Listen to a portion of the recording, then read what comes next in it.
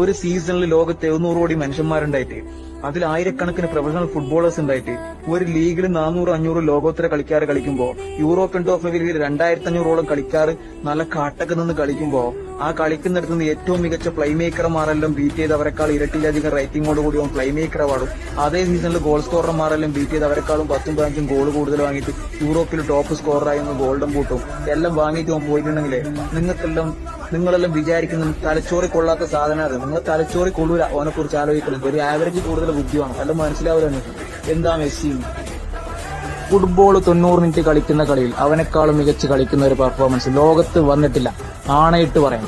നിങ്ങൾക്ക് ഓനെ രാജ്യത്തിന് കപ്പില്ല, മനക്കരുത്തില്ല, സമ്മർദ്ദഘട്ടം, ആരോഗ്യമില്ല, ഹെഡിങ് എബിലിറ്റി ഇല്ല, ചാട്ടം ഇല്ല, മസിൽ പവർ ഇല്ല, എന്ത് കംപ്ലൈന്റ് പറയാം. അവനെക്കാളും മികച്ച് കളിക്കുന്ന ഒരു പ്ലെയറിനെ കൊണ്ടുവരല് ഭൂമി ലോകത്തിന് പറ്റൂല. ഒറ്റ സീസണിൽ പ്ലേ മേക്കറും ഗോൾഡൻ ബൂട്ടും വാങ്ങട്ടെ. ഒരാണ് മോന് നട്ടിലുള്ള ഒരുത്തം